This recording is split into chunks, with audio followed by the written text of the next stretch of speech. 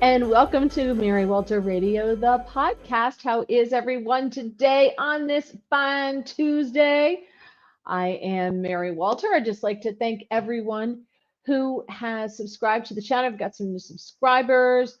Let's see, McVeigh, MJ, Stephanie, Felipe, bunch, but some of these is just letters and numbers. But thank you, thank you. If you haven't done so, please subscribe to the channel. Please like the podcast. Of course, always looking forward to your comments. The audio will be up on Apple Podcasts and Spotify. Just look for Mary Walter Radio. Let me bring in my guest. You know him, he's been on the show before, Mr. Chris Tremoglie. Did I pronounce it better this time than the last time? You've pronounced it always better, mostly than a lot of my family members. So kudos to you. Well, it comes from growing up in the Northeast, real very close to New York, and a lot of my grandfather used to call them Italians. And I've been hearing, our friends are Italian, and they had their son went to Italy on an exchange, and the family that he stayed with was just here, and they took them into the San Gennaro Festival in New York. Oh, nice. Too. I've always wanted to go there. I feel like I've not upheld my duty as an Italian, have not actually ever been there. So every It's year I'm so like, this is the year I'm going to go, and something comes up, and I just never get to it. Yeah, Sad. it's great. I mean, it's just a huge street full of food in Little Italy. I mean, it's amazing. The food is just insane. No bathrooms. Oh, that doesn't sound very The worst part Roman of San civilization. Gennaro. Also, that's bad. If you go into a restaurant, you have to sit and eat if you want to use their bathroom. And so they did. They went into a restaurant so they could use the bathroom. They said it was disgusting. So, yeah, that's the worst part of San Gennaro. No bathrooms. See, I really just wanted to go there for the cannoli, and just to gorge on the cannoli, and that's been a dream. But Well, I got to say, where you are being in the South, there's no such thing as a good cannoli. So the I'll never forget my producer at that radio station came in one time when, remember when the Wawa opened a couple of years ago, and everybody was all excited because there's a Wawa in Washington D.C. and everybody's all excited. And I'm like, oh my gosh, you can't swing a dead cat in New Jersey without hitting a Wawa. yeah. And she goes in, she goes, Mary, I think you would really like it. The cannolis are pretty good. And I was, I Cannoli and thought, Wawa. Ugh, yeah, I was like, that sentence should not exist in the English language. The that's a cannolis and violation. Wawa are pretty good. I'm like, that's disgusting. Yeah, I wouldn't even. I'm a fan of Wawa and I'm a fan of cannoli, and I myself would never dare to mix the two. Yeah. We've got somebody to choose from. 7-Eleven, Wawa, Quick Check. There's too many from which to choose, and I don't go in them that often, truth be told. So, all right, let's take a roll call here. Oreo is here. That's John, and he switches over to Oreo. Hermit Sal, ready for another fun podcast. Bill Haynes is here. Ron and the cat are back. Suze is here. Let's see. I hear merry music. Nice music. Okay, so that's that music that is like one step above like porn music or Weather Channel music is music that we can use without getting dinged for copyright. So there you go. Let's see. And Scott telling me about the price of gourds. Okay. Seasonal, Greg, they're eating the dogs, they're eating the cats, they're eating the pets of the people that live there. No idea what that's about. Okay, Bluetooth on. Watching your back is here. Says hello. Oh, Shelly Dewey. Welcome, Shelly. Porchview Farm is here. Let's see. Hermit Sal. Disgusting bathrooms are part of the festival charm. Car drivers. That's probably true. I will never forget the one time I went to San Gennaro. I had no clue that there were no bathrooms available. So when you go, you can't drink anything. Like you have to dehydrate yourself. It's like me before I get on a plane. I have to dehydrate myself starting the night before. Like I don't drink anything because I don't want to have to go to the bathroom on the plane, So all right. So I told Chris that one of the things I wanted to start off is because there's just so many stories to talk about, and I have a lot of audio if we get to all of it. What out of the last week? All right. So a week ago tonight was the debate, right? That was only a week ago. Yeah, I know. It's like there's been a full month of stories the past week. Exactly. It's crazy. It's been a crazy year every day. Yes, So definitely. I can't believe it's been a week. So in the last week, which story has stood out the most to you? Oh God, so that's a loaded question because there are so many. I know. Obviously there's the debate, then there's the fallout from the debate, then the debate moderators, revelation that they in fact check, only one way. There's the Tyreek Hill incident that happened when he was pulled over by a cop. Oh, right. I think that's one I've kind of been paying attention to a lot. There's the dissatisfaction with Ukrainian President Zelensky, who's now um, complaining that he's not getting weapons fast enough, and when he does get the weapons, he doesn't have permission to use long-range weapons into Ukraine, which just is a whole ball of confusion because all the Democrats and President Joe Biden have emphasized how this is a battle for democracy and battle for survival, and yet they're kind of seemingly limiting what Zelensky can do to fight Russia and the Putin's military. There's Hillary Clinton's comments that came out. There's the second Trump assassination attempt. I mean, like you said, so it feels like it's like the third version of the Billy Joel "We Didn't Start the Fire." You could just put all the events from the last week and go from there. So when that song came out, I'm such a dork. This is why I didn't get asked to the prom, because when that song came out, this is how I was, and still am. I sat down, and there was actually a couple of us because we're all dorks, and we sat down and we looked up every single one of the things that we didn't Right. start the fire, so that we knew what they were talking about. So now I know what all those things mean in the song. To be So, fair, I did the same exact thing, and I don't think it was a school. I just did it on like oh, my yay! own leisure. I was like, because when I first heard it, I was in probably I don't know. I linked the class, linked my American history class in high school to that song, and something with China's invasion and Russia and like during the Cold War, and there's like some lyrics in the Russia's in Afghanistan. yes, exactly. There you go. So that and then Tiananmen Square, and those were two events I remember studying at the time when I think I first heard the song, or at least maybe not when I first heard the song, but when I first heard the song and could acknowledge what the events were, rather than just like a rhythm or some music. So yeah, no, but I eventually did the same thing too. So nerds and dorks and so solidarity. Nice. All right, so Ron is offering to up our music game. I could send you a copy of my Mozart polka without the Doug's brew. That could be fun. Yeah, Who send it doesn't to love me. a You good know how, polka? yeah, I love a good polka. Yeah, Listen, it's coming into fall. I right. am in descent. The family's going around. Oktoberfest is in October, when technically Oktoberfest in Germany is in September. Long I know. story. What is it? But so we love a good polka. My family, my cousin brings his accordion, kid you not, plays, because again, this is what Germans do. And we polka. So I still don't know how to really polka because my Oma, my German grandmother, told me just jump around and turn. I said, okay. So, So so no, like just, House of Pain, but just with German polka. I like it. Yeah. yeah, I guess so.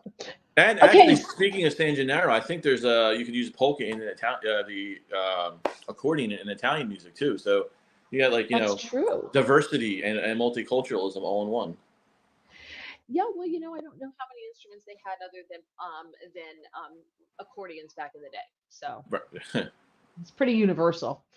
All right, so out of all those stories you mentioned, which one's your favorite this week, or the one that sticks out the most to you? Oh, um, I think I'm angered the most by the Tyreek Hill and the Hillary Clinton one. So I'll go with those two. Okay. And they're kind of like Wh- ones that make me grind my gears, so to speak. So Tyreek Hill with the arrest. Hmm.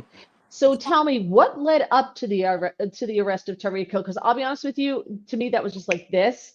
Uh, It was a blip and it was off the radar, and I didn't invest a lot of time in the Tyreek Hill thing. So, and I think nobody did because we just moved on. yeah. Well, there's just so many things happening, back to back to back. It's like you sleep for a minute, you miss a week's worth of life on Earth. So, but no, that was the whole thing. Is from what I understood, he was driving, I think, 100 miles an hour in a 55 mile per hour, zone. Was pulled over by the cops, and then he, being Tyreek Hill, thought he didn't have to comply with any of the police officers' demands. And it's the whole that acronym that's been around now, the F around and find out. FAFO? Yeah, so it seems like there was definitely a lot of that with Tyreek Hill. He didn't, you know, he was disobeying police officers. They told him to do one thing, he refused to do it. I think he thought he was being a big shot, and I think he thought he was above the law. And then the situation escalated, and to the point where the police kind of like pulled him out of the car, put him in handcuffs. Of course, the video that you see that was circulated around is basically him lying on the ground, and you have the whole narrative of here we go with the black man and the police officers trying to kind of strum up a George Floyd type memory. Right. Coming close to the election, that seems just like deja vu all over again, as they say. And yeah, so that was the big thing. That, and then the whole thing is he kind of felt that he was a victim, suppression. They tried to do all this usual tropes and stories and narratives surrounding black men and police officers. And he came out, and the Miami Dolphins came out, and the NFL came out, tried to vilify the police officers who were responsible, and particularly this one police officer. And the thing is, all of this could have been avoided if Tyreek Hill just did what he was supposed to do and did, follow the police officers, just the simple things that he was asked to do. None of this would have happened. As is what is normally what happens in a lot of these cases that get escalated into violence. It's just someone not, following police officers. And it's just like if you or I were pulled over and did what Tyreek Hill did, similar things would happen. We've been arrested. Probably wouldn't have been able to be released and go to work that day in like 20 minutes, as Tyreek Hill did. But that's kind of bothered me because of just the whole narrative that goes around with police officers and for a millionaire athlete who brought this upon himself because all he was doing was just trying to act like a big shot, and he thinks he's doesn't have to listen to police, that it became this huge issue. And then he was trying to say that the police officer should be fired. And the most troubling quote that bothered me is he said, "What would have happened, if it wasn't Tyreek Hill in this situation?" And I'm like, well, the same thing would have happened, because I know I've been pulled over in Philadelphia. I'm born and raised South Philadelphia. A few years ago, I was driving home from a grocery store at 11:30 at night, and I was literally 30 seconds from my house, and I apparently had a taillight out. Had police officers pull me over. They pulled me over. They said I had a taillight, and then they wanted to search my car.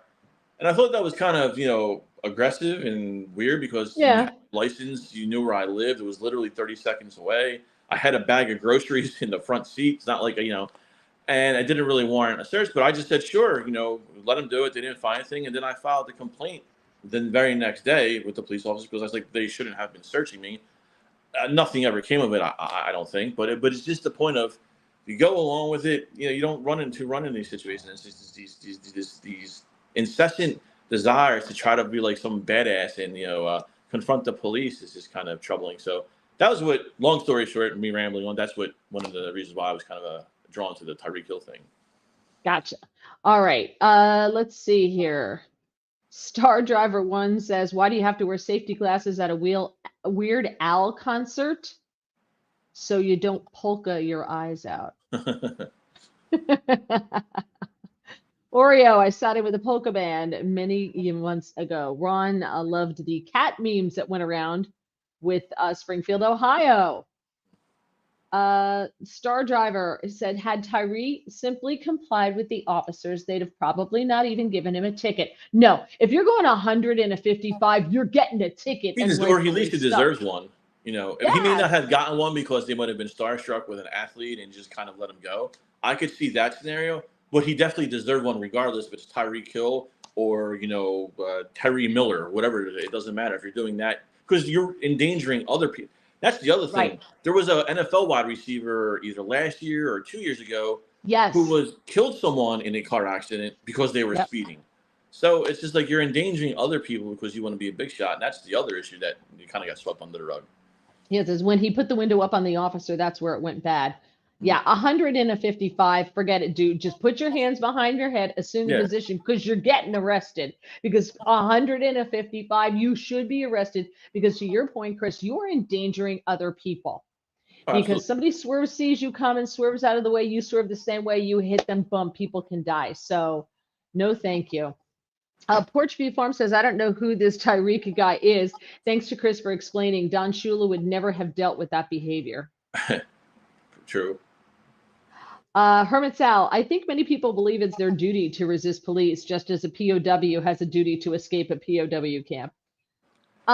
See, That's like, a I don't reach. think, yeah, I don't think I have a, like, I would have told him, no, you can't search my car because I know my rights. You don't have the right to search my car. I've done nothing. I have a tail light out. Like I said, I got a bag of groceries. I just came from the grocery store.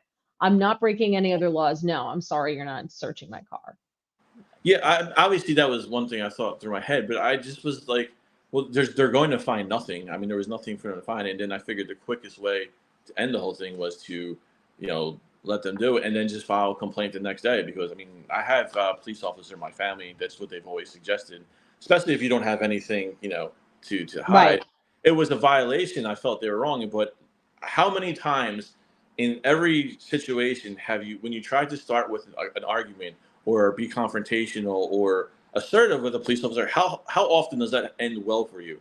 Like how often does that happen? Like the cop or the police officer, whether they're in the right or wrong, goes, you know what? That's such an excellent point. I totally forgot about Article 1, Section 2 of the Constitution. You're right. I'll send you on your way. So it just seemed like, cooler heads prevail and just said, go with that and then just file a complaint. And, this way I wasn't, on some video being detained, or even if they just wanted to Right. be like, a smart aleck and just kind of detain me just to inconvenience me. I just figured, the path of least resistance was applicable there. Right. Oreo totally agrees with you. Scott says he should have told them that he listens to Mary Walter Radio. Scott said a police officer wanted to search my car once, and I said, whatever for? He said, my vitamins. I had them on the dashboard in a plastic baggie or something, but he didn't search it. If you let them search, they might plant something, according to Gregory. Yeah, but I mean, I don't do anything to be planted, so that would have been obviously like easily disprovable. And I didn't really think they were looking to try to plant something on me. Especially like I said, since it was literally 20 seconds from my house. I just think they were, I don't know, just they saw the tail light, which is probably at the time in Philadelphia was a violation. They didn't give me a ticket, so which they probably should have given the law with the whole ticket. They gave me a warning and just said get this fixed. And truthfully, the search aside, which was a negative experience, I didn't even know my taillight was out. So for they actually when told me that, it kind of helped me out in the long run. But not that I'm trying to make an excuse for cops doing Yeah. legal searches, but just overall, that's why I kind of like went with that. And like I Yeah. said, in this case, Tyreek Hill was in the wrong, was absolutely wrong, and for him to kind of be combative and resistant, and it just you're kind of where we have Yeah. a lot of the narratives and problems in this country with police citizen relations. Yeah. So my favorite story happened today Okay. with thousands of Hezbollah fighters blowing up all across all across Lebanon. Oh, we lost Chris. I'm talking about my story and we lose him. What are the odds? It figures. Darn it. Star Driver says, I worked with a lot of law enforcement. Simply being nice on a traffic stop can make it go a lot better for both of you. Arguing on the side of the road never works. That's what court is for. I agree. But you know what? If you say, no, I don't want you to search my car, you rarely wind up going to court. All right. So my favorite story, if you did not hear this, is thousands of Hezbollah terrorists were injured today in southern Lebanon. They got new pagers and they all simultaneously exploded, causing horrifying wounds to their groins and hands as the devices detonated on their belts and in their pockets and sometimes in their hands. Lebanese officials say 2,800 people were injured. 9 were killed in what the officials claim was an attack by Israel. So what happened was allegedly, supposedly, Israel is not commenting. So Hezbollah, which is a terrorist group, one official speaking on the condition of anonymity. There you are. I go to tell my Yes. story. After you just tell your story, I go to tell my story and you disappear. I find Yeah, it very I rude. was like panicking and texting. I was like, I don't know what happened. I lost audio and visual, and Well, so. you're back. All right. So apparently, what happened? This official speaking on the condition of anonymity called it the biggest security breach since Hezbollah began their almost daily attacks on Israel on October 8th. The devices that detonated were all the latest model pager. Now, who the hell uses a pager anymore? Well, Hezbollah does. They were distributed because Hezbollah's leaders told the fighters not to carry cell phones because they can be tracked. Right. So they got them brand new, the latest pagers. Well, Pagers were still allegedly, around to be, commercialized and used. well, It's like analog allegedly, technology now, right? So I don't know. Well, allegedly, Mossad intercepted the shipment of all these brand new pagers 5 months ago and rigged them with PETN, which is a highly explosive material. The explosive material was allegedly placed inside the pager's batteries, and they were then all detonated at the same time by an external command that had caused the batteries to overheat and trigger the explosions. that's funny. This is my favorite story of the whole week. I'm sorry, Donald Trump. I know you know what, there was almost another assassination attempt. You almost got shot at again, but I absolutely love this. I love this because I've seen some video and you hear beep, beep, beep, beep, beep, beep, beep, beep, beep, and you see the guy looking down. It goes boom. Boom. So that's a good one. I will concede to you that that's a good story for sure. Yep, yep. Who would have thought in 2024 we could have had exploding pagers, or just Yep. pagers, let alone exploding pagers? So Right, just pagers, but everything old is new again. You use the old technology, you can't right, track it, yeah. right? So it's brilliant when you think about it, but Mossad is brillianter. I There's a wonder if they video, like if they opened a case full of pagers, if they thought they were like in a time portal back to like the late 1990s, and they're just like, right? I remember sending people like with certain letters because if you turn it upside down, you right, could spell yes, yeah, words. Remember, yeah, hello. that, that. I remember it was like for some reason pagers became cool. It was like the cool thing to have a pager, right? Like you Right? didn't need like kids were like teenagers were walking around with pagers. Like you needed that. Now you just it's just so funny to Yeah. think of that. But that's definitely hooking up and rigging pagers to go boom. Pager go boom on that. That's awesome. Yep. And so 9 people were killed. And since you missed that part of it, let's see. They say how many were killed. This is the beginning of the story here. 28 people, 2,800 people were injured. 9 were killed. Wow. So that's a powerful bomb with a little beeper. But the thing is most of them were injured. And how do you decimate an army? You don't kill people, but if you injure them, Mm, that takes resources away because now you have to take care of them. Now you have to transport them, right? right. So now you've got a problem. So 2,800, but there's some people without hands because they were holding them, men in hospitals covered with burn wounds. And you know what? I don't feel sorry for them. Oh no. I think the only people that do are, Hezbollah, Hamas, Iran, and probably some college protesters in the United States. Other than that, Exactly. Yeah. One Hezbollah official told the Wall Street Journal that some members felt their pages heat up and disposed of them before they detonated. But there was always that guy who was taking it off and went boom. Oh. why does this happen? Oh yes, Oh, listen, at least 14 people were also wounded in Syria. Those injured in Syria were members of Iran's Revolutionary Guard. interesting. So they had them. They were like the psychological effect of this Right. is really what's going to screw them up. I love it. The So the Israeli war, military. so the war Go on ahead. terror began probably when beepers were in the zenith of their technological, reign, and now 24 years later they're being used as weapons to eliminate terrorists. Who would have thought? Exactly. Apparently, explosions continued to occur even 30 minutes after the initial blast. So that's my favorite story. What I also love is the Babylon Bee. Their Right. headline, their big story today: Rashida Tlaib uninjured after her pager mysteriously explodes. And it's funny because it's believable. Yeah. Right. That is funny. Wow. That's it.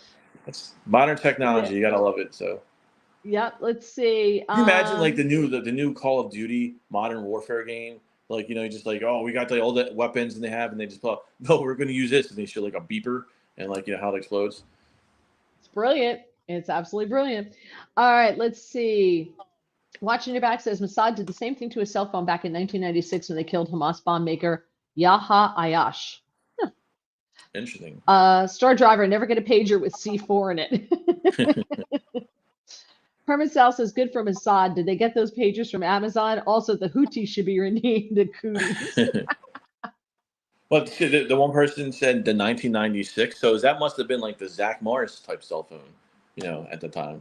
That big clunky one that like probably looks like a bomb, in and of itself. So I remember those things, the big bag phones, and you were so cool. Like if your dad had a bag phone or somebody. Star Driver, never get a pager from Ahmed, the dead terrorist. So funny that he says that. Do you know who that is, Chris? Ahmed, the dead terrorist? No. Okay, so there is a ventriloquist, Jeff Dunham, and one of his puppets that he has is Ahmed, the dead terrorist. It's just a skeleton wearing like a turban. Uh-huh. And he always says, "I'd kill you." But I'll have to look it up. He's dead because he had premature. He was a suicide bomber and he exploded prematurely. Went to paradise. Yes, he went to paradise. Yes. Pager, the new weapon of mass destruction. Gregory said, where they were. There you go. All the drug dealers had pagers. That's very true. Back in the day. And Hermit Sal says smoke signals are a safer way to communicate. Yeah, very much so. Okay, let's see. I want to go here. So let me just share this. This has to do with Donald Trump's the assassination attempt on Donald Trump. And today you had Ron DeSantis say that Florida is going to take over some of this investigation. And I love the reasoning why. Listen to this. In my judgment, it's not in the best interest of our state or our nation to have the same federal agencies that are seeking to prosecute Donald Trump leading this investigation, especially when the most serious, straightforward offense constitutes a violation of state law, but not federal law. In addition to holding the suspect accountable, the public deserves to know the truth about how this assassination came to be.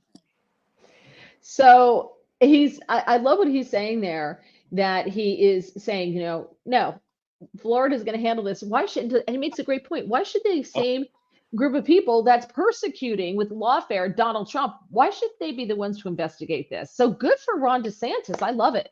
What do you think? No, that was kudos on him for doing that as well, and I think that's absolutely needed because of for the very reason that DeSantis articulated there, and I like the fact I've always been a big fan of DeSantis, so I like the fact that he kind of took leadership here, was ahead of pretty much anything on this as far as like you're going after or taking charge in kind of the investigation, and I think it's the right thing for the president, the governor to do for this the governor to do for the assassination attempt on the president's life.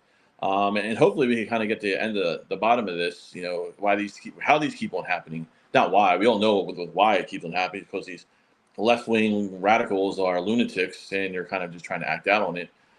So now we just got to figure out how all these vulnerabilities keep on happening. Yeah, a little bit more with Ron DeSantis, and I'll get to some of your comments.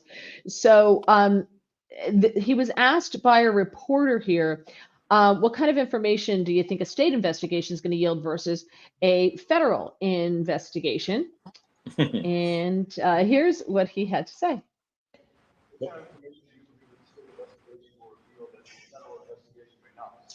I think what will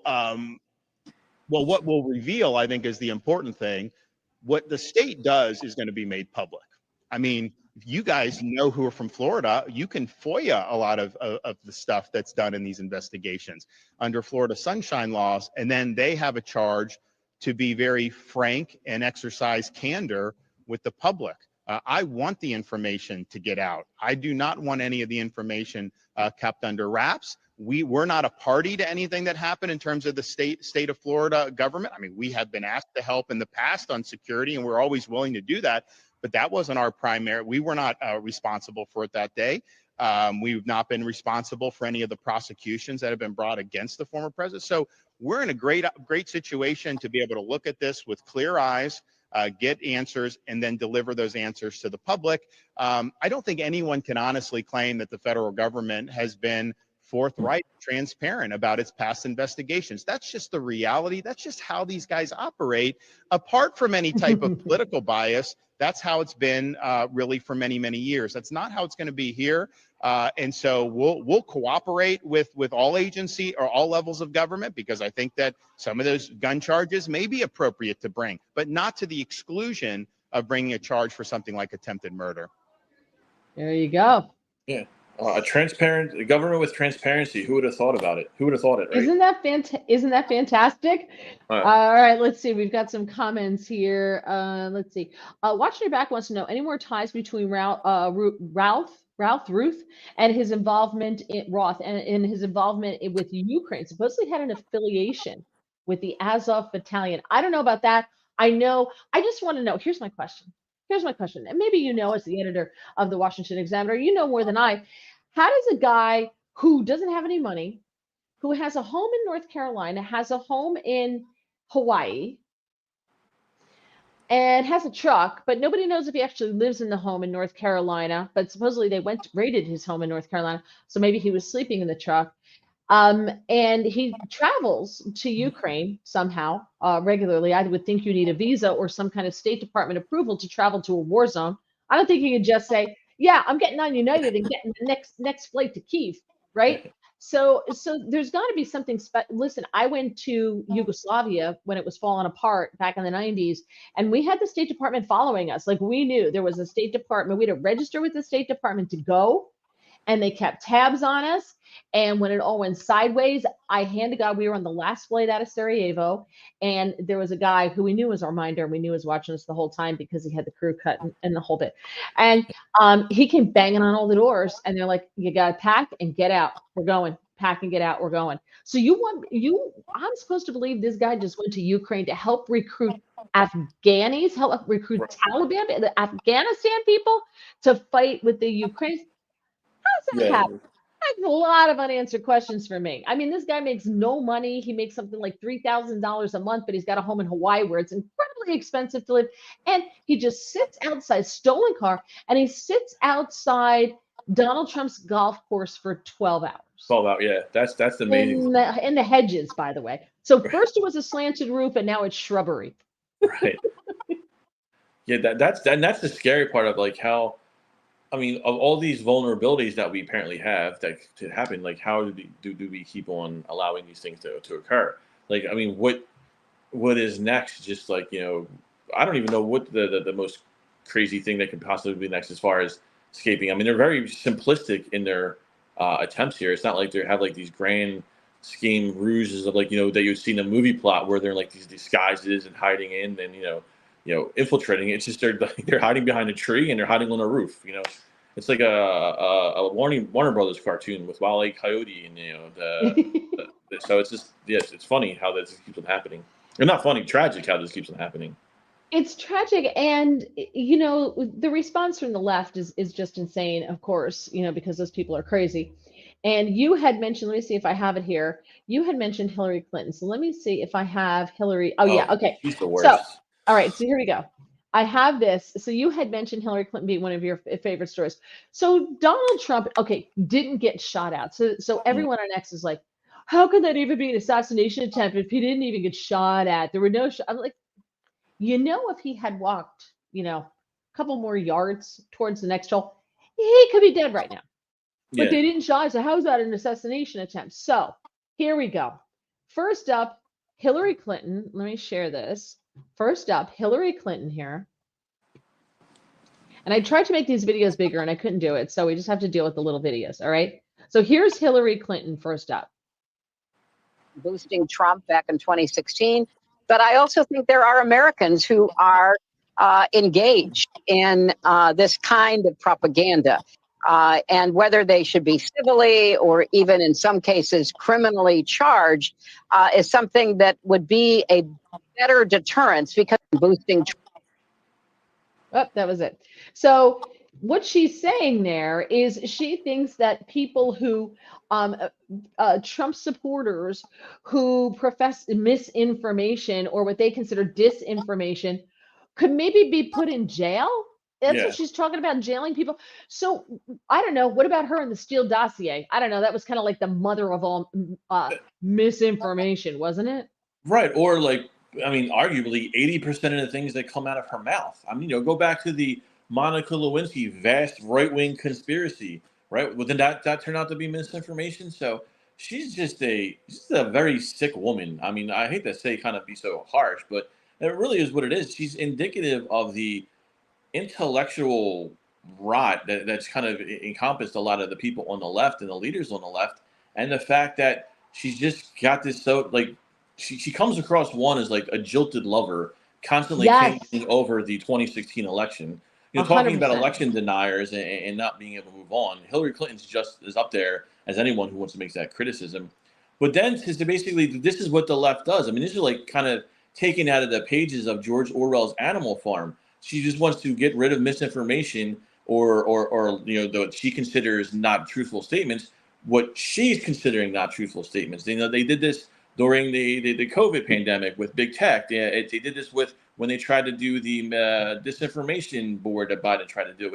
They want to control what the public hears. They want to control the messaging. They want to be able to indoctrinate and brainwash the public and they constantly talk about protecting democracy and the cherishing democracy, all as a misguided ruse to institute totalitarianism and authoritarianism. And it's straight out of it's Orwellian. I mean, everything that the federal government is in there, and that's what the playbook that she's following. And I think now with all the stories that have come out since then, which have come out since the pandemic, and how all the disinformation and misinformation has been tried, basically censorship of speech that left-wing ideologues do not like. I think that's kind of getting more exposure, and this is just Hillary Clinton tried to hold on to the political era up to 2016 and not exist in 2024, whereas now she just kind of wants to live in this bubble where Democrats, the left, want to control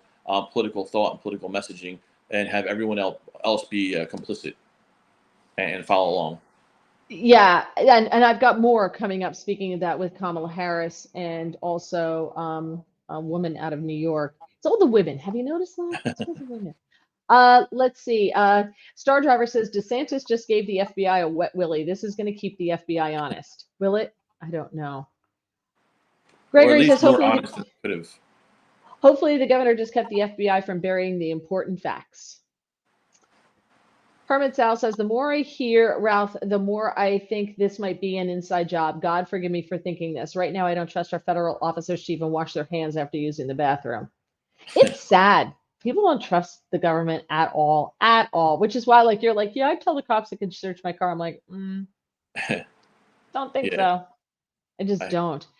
Oh, here, look at this. Star Driver. How did a guy with no money fly from Hawaii to the U.S., get to Florida, get a gun? He's a convicted felon. So he didn't buy it legit and end up with a vehicle with stolen tags on it. I wonder whose car it was. Great questions. Yes. Had this happened in Polk County, Florida, the press conference from Grady Judd would have been epic. Yes. Watching your back says, were you dodging sniper fire in Yugoslavia? Oh, wait, wrong person. No, but we heard the fire. We heard it. None of the locals seemed concerned. Like the night we were at our dinner when we were, probably the night before we wound up leaving that, we were sitting there and we're eating, and there weren't a lot of people around. It was mostly just the Americans in this town, and everybody else, the French, everybody else had gone.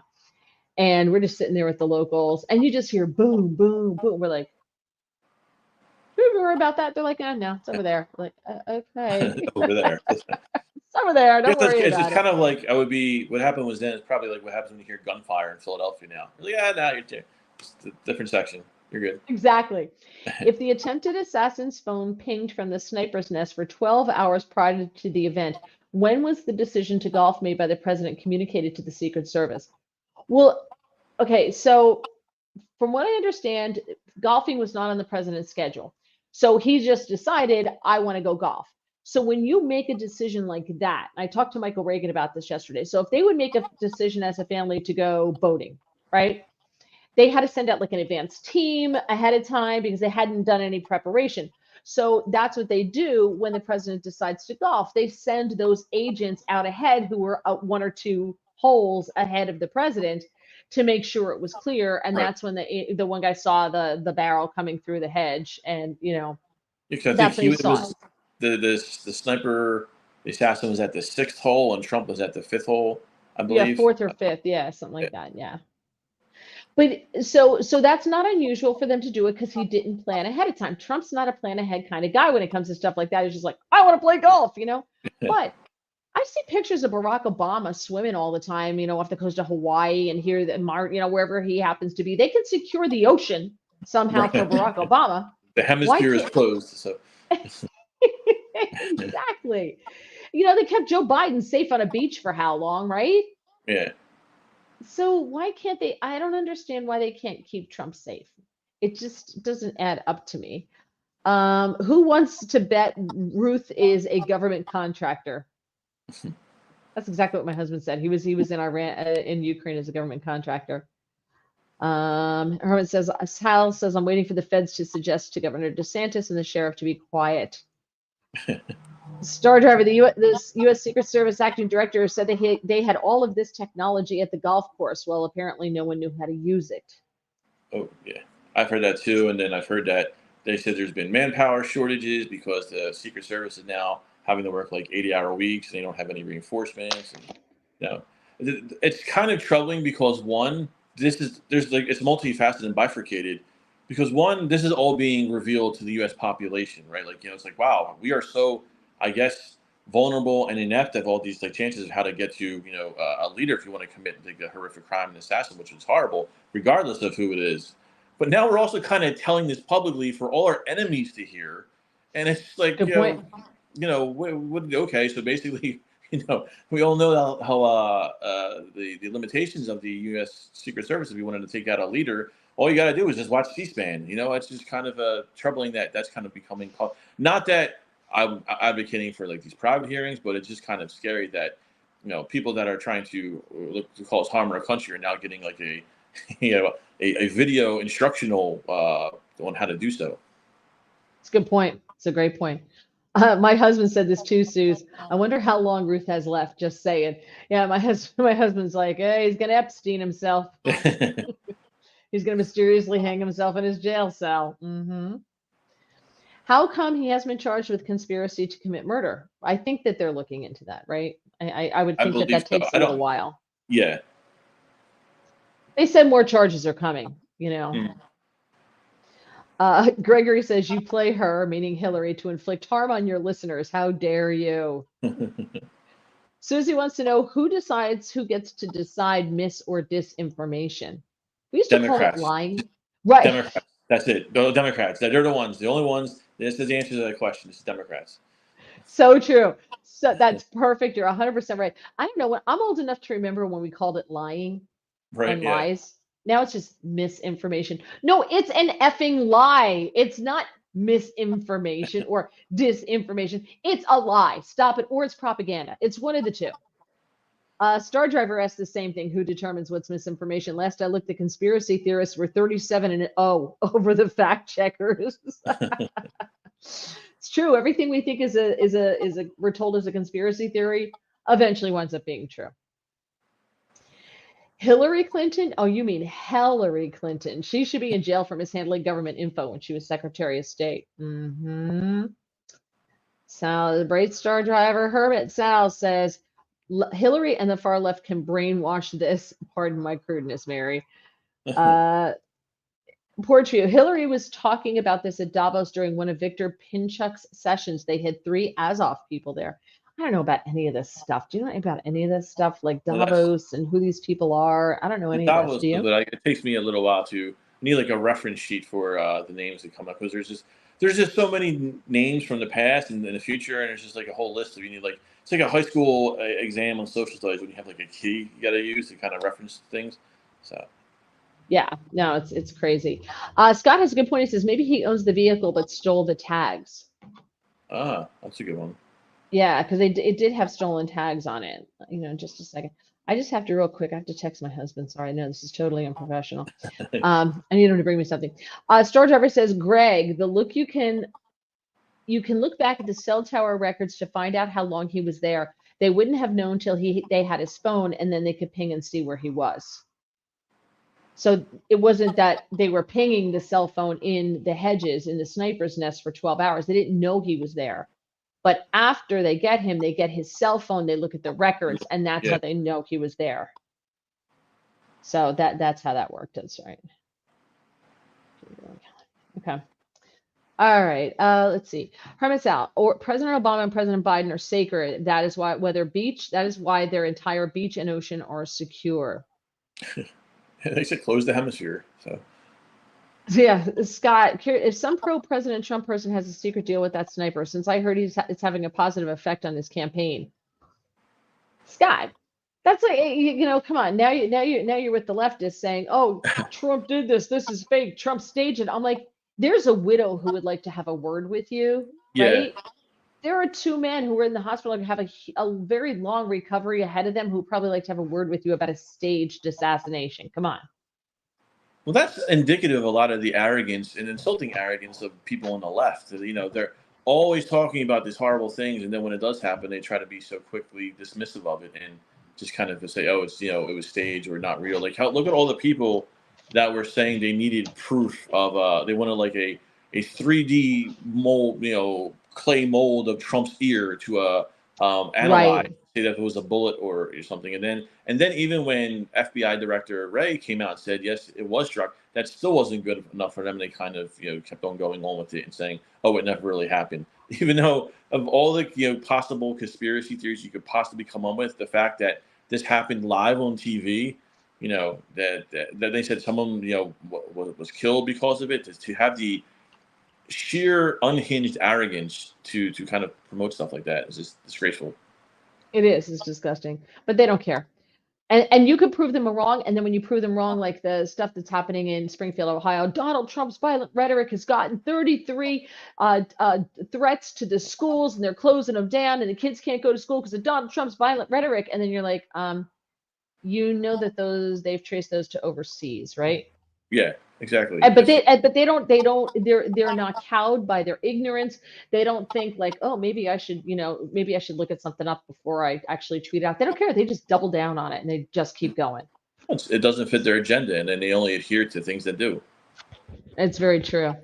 Star Driver says, I've listened to some former U.S. Secret Service agents, and they talk about the long hours, and that's why there's a high turnover of agents. Yet, I know someone, young lady who's perfect for the Secret Service, wants to be in the Secret Service or the CIA, one of those agencies, and she was turned down, even though she has a college degree. She got, she did what she was supposed to do. She did the paperwork test, whatever.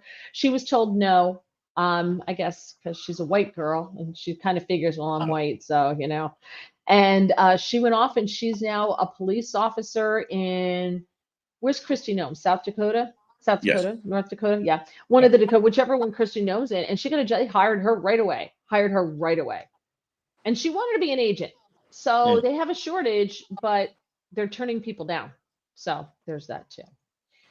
Bill says the Democrats try to put Trump in prison. Now they are trying to kill him. Sad but true. Star Driver, the people who died in Benghazi had info to put both Hillary and Obama in prison for life. All the evidence died that day. Okay. I mean, I don't know. I don't know anything about that. Do you? No? No, I feel that the whole thing that happened, it was like 10 years ago. Jeez, time flies. Yeah. I don't know much about, so I don't want to. Okay. All right. Yeah. Ron says, any comments on Peter Doocy asking KJP about calling Trump a threat? I didn't see it. Did you see it? I didn't see it. That I didn't know. No, sorry. Good for him for doing that, though. I would got to look into that actually happened because I wasn't aware of it. So. Victor Pinchuk is the largest donor to the Clinton Foundation. He's a Ukrainian arms dealer. Oh, I thought the Clinton Foundation is kaput, and they just kind of took the money and ran with it, I guess. If the FBI had the second assassin on a watch list, how many more are on there? Yeah. What do we keep saying? Yeah, he was on our radar.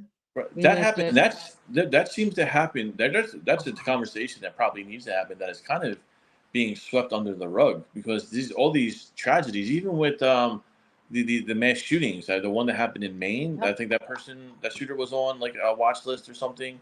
One that happened recently, I believe they had like all kind of signs. They had tips. But yeah, the one that oh God, what was it? The school shooting, the one that just happened a couple of weeks ago. They had him Oh, on yeah, a yeah, list, yeah. and somehow, Appalachian High School. yeah, the 14-year-old was on the Yeah. list, and yet somehow was able to like just well, we don't like how are all the what are the people doing on these lists? That, like you're creating Tinder profiles. I mean, like what is the purpose of them here? They're not really looking Well, into things. that's why that kid's dad's now sitting in jail. Yeah. Scott says the sheriff said that if a person had not gotten a picture of his car and got the license plate, he would have just been Right. 10 minutes further down the road and they would have been gone. Yeah. It's so Although true. I have to think. I mean, not to take away from the person who did the work on getting that. I think that's a phenomenal job, and the person should be applauded. But I would have to think there would be some way with all the traffic cams that exist nowadays, they could have probably pinpointed something that came out, and and been able to. At least I hope. I should probably preface it with that. I hope they would have been able to do it that way, and that the only reason this person wasn't isn't still free right now is because of a vigilant person there. Yeah. Herman Sal says, I think KJP is getting tired and annoyed with Peter Ducey and will have his press card pulled. It'll be interesting to see if he does. Let's see. Scott defends himself. Sorry. He says, I was only talking about the most recent one, the most recent assassination attempt. What's to stop a third-party person from doing something like that in order to bump Trump's ratings up? Yeah, I guess it could happen, but I don't think he got much of a bump from this at all. I don't think there's any kind of difference from this. The first time, yes, because they got him. But the second time, this time, no. Sue said they will continue to spout Charlottesville, injecting bleach, 2025 project. If you say it enough, it must be true. Yes, Goebbels. That's another one, the whole Charlottesville lie that has been repeatedly debunked, and yet Democrats, Biden, and Harris, they keep on saying like it's an absolute truth. Yep. Talking about disinformation. Right, they should go to jail. Right, exactly. Herman Sal says the college girl who wanted to be an agent probably did not qualify under the diversity, equity, and indigestion rule. Yes. Clinton Foundation is still active and still having tax problems. I did not know that. The shooters in both Nashville and Georgia were on the FBI watch list. Thank you, Star. Explain why he sticks the barrel through the bush and gets caught. Well, I think, first of all, it's very hard to see a barrel coming through a bush. The agent got lucky by seeing it. I don't know whether sun glinted off of it or what, but he got very lucky by seeing it. So, and the guy in the bush may not have seen the agent either, so we don't know that either. Apparently to Peter Ducey's question, KJP responded for several minutes, mostly saying January 6th, January 6th, January 6th, January 6th, January 6th. Like Sunday did the same thing. There's a day when there's the assassination attempt, and 60 Minutes opens with a story about January 6th. Like, read the room, Yeah, exactly. All right, so I want to go to more of this. Wait, hold on, wrong thing. More of these videos that I have here, because we were just talking about, Kamala Harris should go to jail because she is she's this misinformation thing, right? And we shouldn't be able to have misinformation. And Hillary Clinton thinks that you should be able to jail someone for sharing misinformation. Here is our current vice president and presidential candidate, Kamala Harris. He has lost his privileges, and it should be taken down. And the bottom line is that you can't say that you have one rule for Facebook and you have a different rule for Twitter. The same rule has to apply, which is that there has to be a responsibility that is placed on these social media sites to understand their power. They are directly speaking to millions and millions of people without any level of oversight or regulation. And that has to stop. Trump back in 2016. But I also that was Hillary again. We can only take so much of her. So what she was saying there is that Trump's lying, and he's allowed to lie on X, and he's allowed to lie on Truth Social, whereas Facebook censors freaking everything you do, which is why I rarely am on Facebook anymore. But she wants to end free speech, is what she wants. Absolutely, and you were brought up about Facebook wants to censor. They only want to do it in one direction, mind you. You could say, Kamala Harris and Clinton and Biden, they can lie until the cows come home. They can lie, religiously, consistently, daily, without any, accountability on social media platforms. But what left-wing ideologues and politicians and pundits deem as being not truthful and dishonest, That's the one they wanted to silence. And here's the other thing though. When she was saying, the whole part about we have to have more government oversight and regulate. Yeah, when has that ever worked well? All this stuff as far as like government. Right. Like, let's go back to I don't know, the COVID pandemic about a couple of years ago when they were like limiting all these things and restricting and having these regulations and saying, Senator Rand Paul went through when he was saying, the going against the masks weren't as as efficient and working as well as the Democrats in the Congress and politicians were saying they were. And they tried to silence him and took his videos off YouTube and social media. And then, oh, gee, golly, shocker. Turns out, there was a lot to his stories that were right. The masks weren't as working as well as they are. All the things about the vaccines they were being oversold.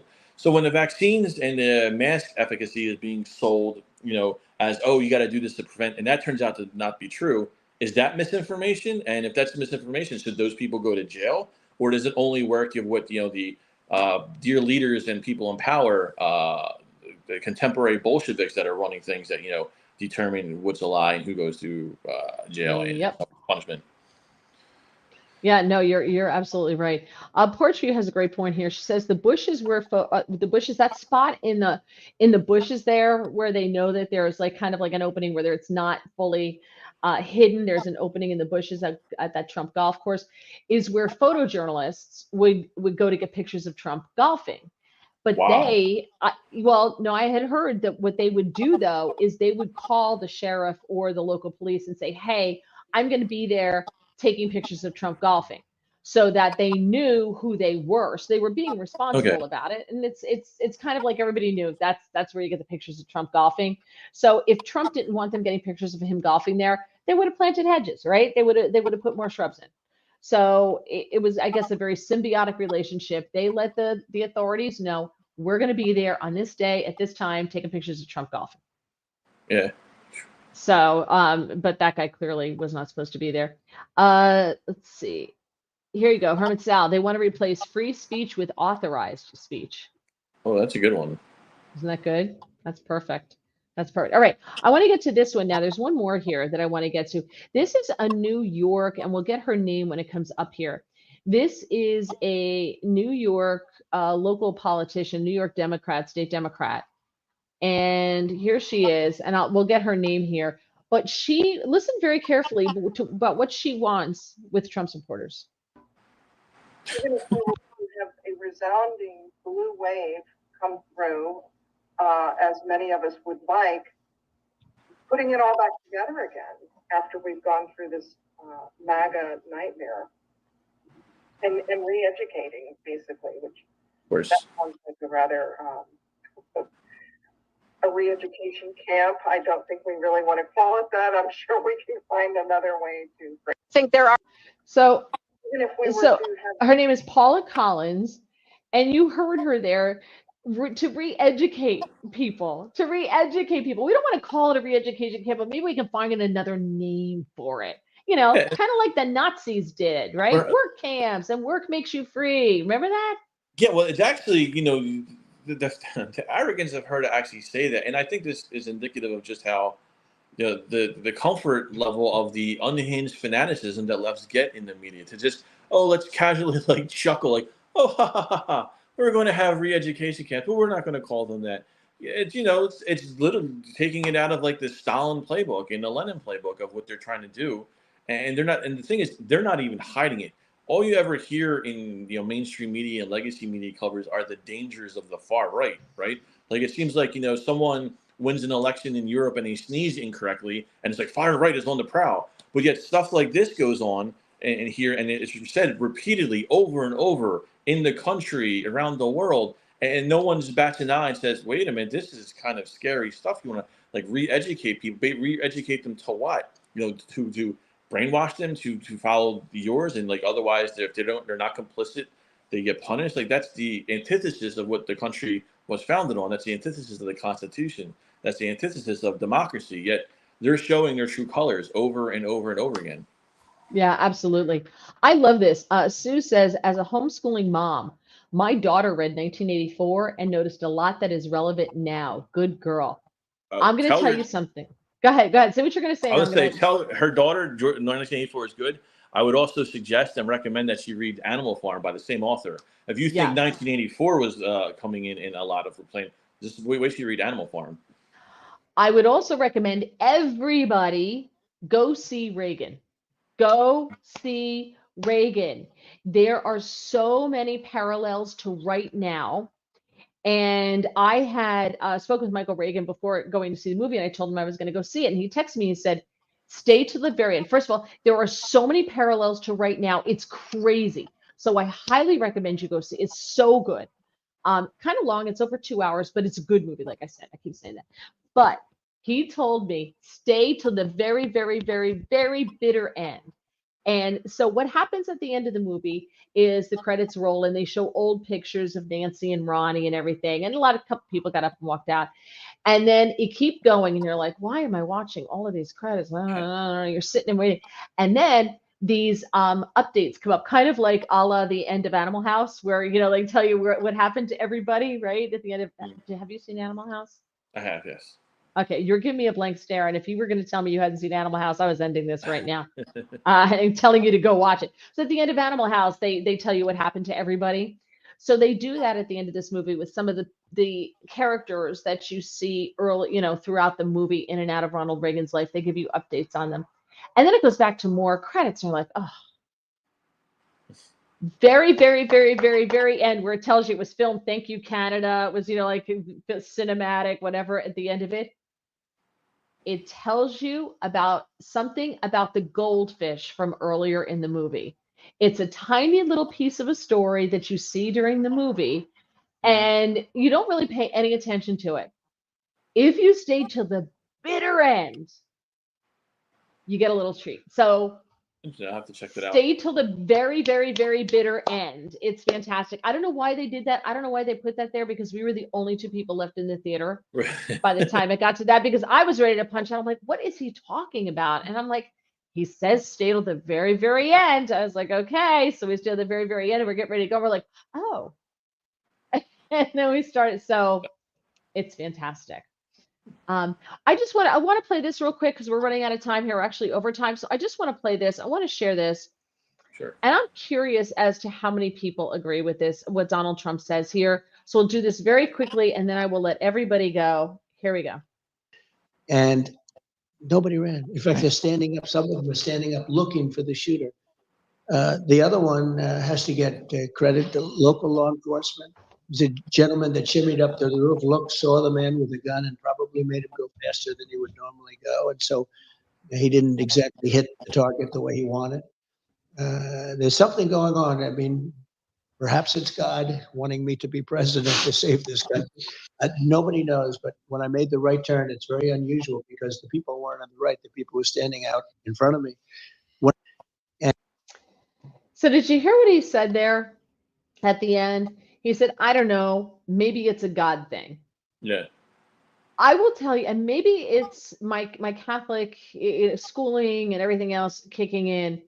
But both my husband and I, and we were out with friends, we all said the same thing, like, man, God is watching over this guy. Bigly. 2 assassination attempts. Now, granted, the second guy didn't get a shot off, but I don't know.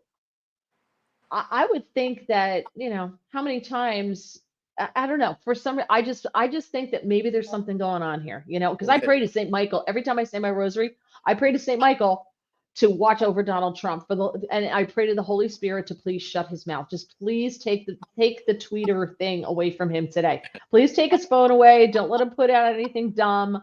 Please shut his mouth. So I pray to the Holy Spirit for that. And I pray to St. Michael to please protect him. So I don't know. I think that I kind of agree with that. I think there may be something divine about it. Yeah. Divine intervention going on here. The big thing, I mean, God, this thing you already said it didn't happen, and that's obviously something could have happened there. But my thing was when you saw how close the bullet got to him in Butler, and it was like an eighth of an inch. His head is kind of hit, and he's dead. That was just miraculous, just unbelievable. I mean, I don't know any other way to say that. Like maybe the God, divine intervention, however you want to call it. That part was that definitely. So I could, and for Trump going through this, I can imagine. I mean, for him to think this way seems pretty logical and normal, right? I mean, if you have a bullet whiz by your ear, which is like a centimeter to the right, it hits your brain, you're probably dead. And then to have this one not even get a shot off, but still happen, that's just like you said. How many people knowingly survive, and hopefully, it kind of is scary going on with what's left remaining in the future, and if he should win his whole presidency. But that's just scary. And that and all, but I could definitely understand why he would think that way. It seems a perfectly good conclusion to come to that. Yeah, he even, because he said again, if I hadn't looked to the right, and I'd never looked to the right, but that chart was to my right, everybody else, the audience was to my left, but I looked to the right, and that's why it literally saved his life. Okay, quickly, Sue says her daughter has read Animal Farm, so she has read that as well. Good girl. Oreo says we can call them relaxation and rehabilitation forums. Squeaky says, wait, hold on. I was watching The Chosen the other day and saw parallels to today too. Yeah, I only watched the first 2 seasons. I got to get back into that. Star Driver says, great show. Thank you, Mary and Chris. We appreciate that. Thank you. Star Driver also says, my guns say I'm not going to a re-education camp. Suze, I pray for Donald Trump every night. This country needs him. Yes. Trump and Bongino are truly placed in this time and place in some divine way. I'm going to tell Dan you said that. I'm going to text Dan and tell him you said that, Gregory. Porch, we pray every morning for President Trump. This has been a great show. Thank you, Chris, for the discussion. Oreo, all things are for the glory to God. Watching your back. Great show as always. And it's a great show because of you guys. Because you guys are amazing with your popping in and the comments and the questions and everything. It would be so boring. No offense to you at all, Chris, but it would be boring. I mean, if it was just the two of us, or if it was just me talking for an hour. But I appreciate you bringing your brain. Thank you so much. No problem. Thank you for having me. And thank you for all the kind words of everyone in your audience. I appreciate it. It's very nice of you to say. Absolutely. And I'm coming up, everybody. Don't go anywhere. I'm going to give you my schedule. I have so much coming up. I will share it with you. You can find Chris on now. Okay. So now on X, he's at Chris W. Tremo, Tremo, Chris W. Tremo. And then and on Facebook, you're Chris Tremoglie. Correct. Yes. And what are you on Instagram? Chris Tremo Writes. Okay, that's WR, right? Yes, WRIT. That's a good one. I'm going to play with that later on. So that's a good one. Yeah. But yeah, as of right now, Chris_Tremo_Writes. Okay, and you can find his writings at the Washington Examiner, and you can follow them on X at DC Examiner. So check him out. He always sends me everything he does. It's great. And thank you again so much for joining me. No problem. Thank you for having me. And thanks for everyone for having me as well. Have a good night. Bye. Okay, so I didn't want to bore him with this, but let me just tell you real quickly. There's some more comments here. Thanks, Christopher. Oh, thank you, Suze. Oreo, everybody. Okay, so very quickly, Friday, I'm going to be on the David Webb Show on Sirius FM, not Sirius FM, Sirius XM, Patriot Channel 125. So that's 9 to noon on Friday. On Monday, I will be on the Todd Starnes Show from noon to 3. Okay. And so I will not be on the Chris Salcedo Show because I'm going to be in for Todd Starnes. All right. Tuesday and Wednesday next week, I'm back in for David Webb from 9 a.m. to noon. Thursday, I'm on KFAB from 3 to 7 p.m. And on Friday, I'm on a brand new station from 10 a.m. to noon, WHIO in Idaho. So that's brand new for me. But I'll be posting it on X and on Facebook, and you can find me on Facebook at Mary Walter Radio. I keep all of my schedule public there, and I also will tweet out my schedule daily. So I will do that. But the first thing coming up, David Webb, this Friday, 9 a.m. to noon on Sirius Patriot. Also next Tuesday and Wednesday, same thing. Monday in for Todd Starnes, noon to 3. Thursday, KFAB, 3 to 7. And Friday, 10 a.m. to noon on WHO. Yes, Hermit Sal, I will post everything. Thanks, everybody. Really appreciate you guys so much. I hope you realize that you're amazing and wonderful. And without your comments and without all of you liking the podcasts and subscribing, this is for nothing. So thank you so much, and have a fantastic and wonderful week and a great weekend. Bye.